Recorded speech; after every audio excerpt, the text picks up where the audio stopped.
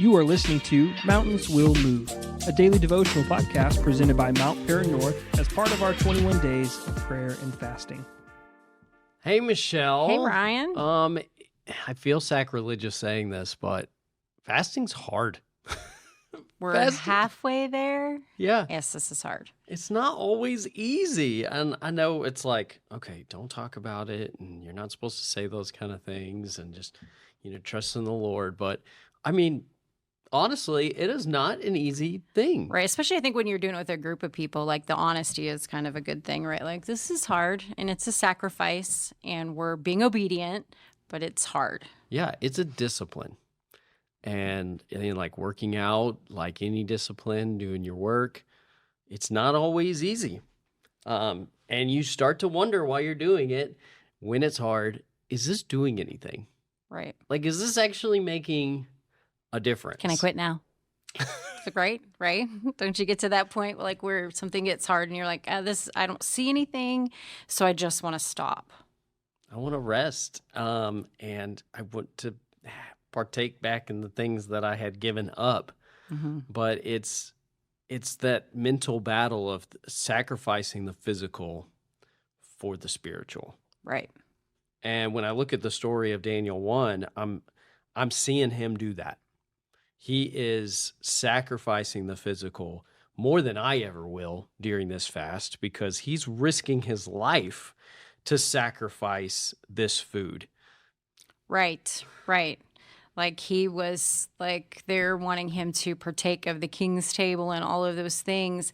And he's knowing like I'm going to give up that in obedience to do what God has asked me to do. And I'm going to trust him that he's actually working in the process. They're expecting him to develop physically in specific ways. And if he denies himself this food that they're feeding him, he may look weak and pitiful, and they just may do away with him and consider him insignificant anymore.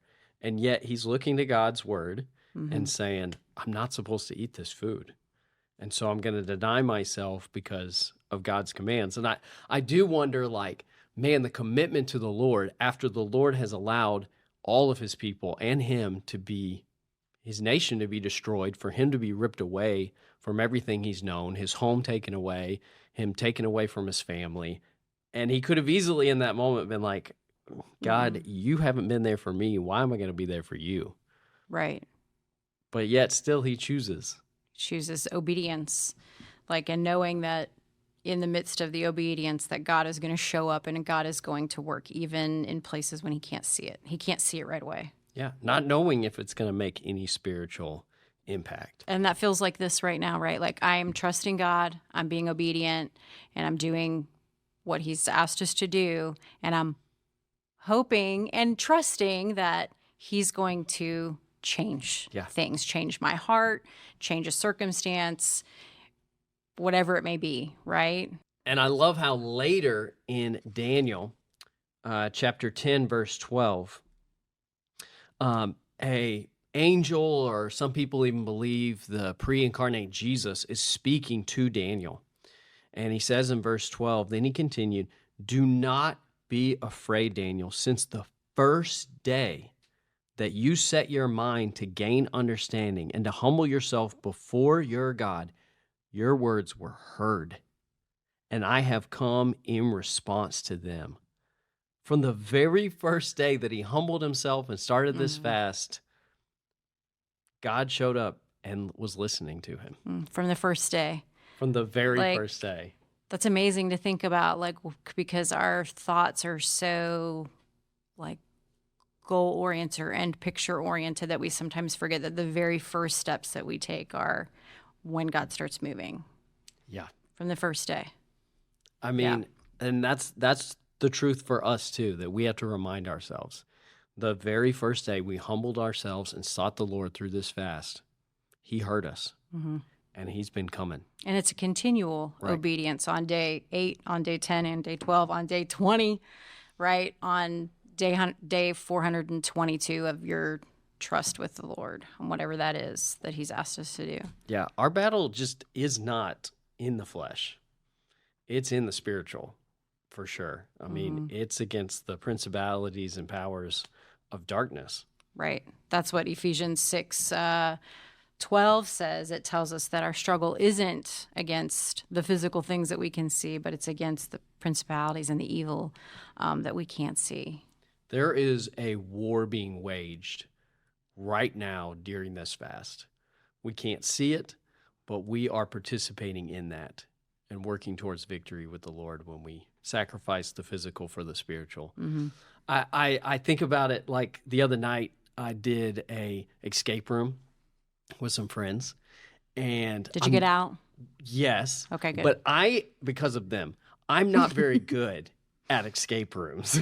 What I am good at is noticing when something feels like it's important. I'll just be like, so you're the one that's like, hey, notice that. And Yeah. they're like, what? And There's you're like, I don't these know symbols. why. You got to know these good. symbols. So there was one point where I'm in one room and my friends are in the other, and they're like, hey, try this code. Do this, put these numbers in. And I don't know where they're getting the numbers from.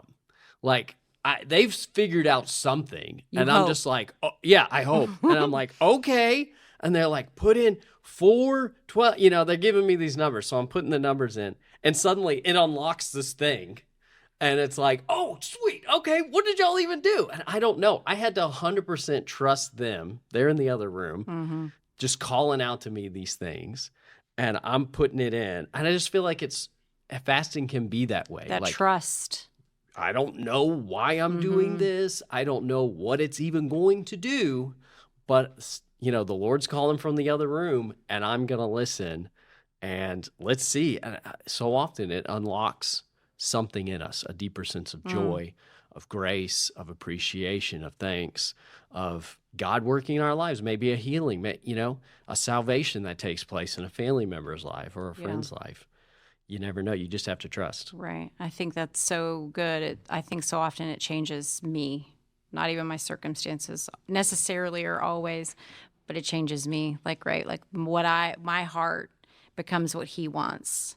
And really, that's what obedience really is, right? That we just want what he wants. Oh, that's so even when we can't see it, yeah, he's working. Yeah, he is. So let's encourage ourselves. Hopefully everyone else is encouraged that God is working. That's right.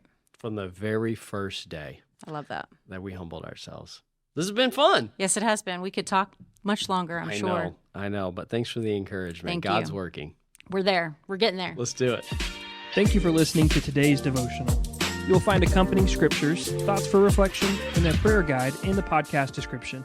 Or visit our website at mountparannorth.com/21days.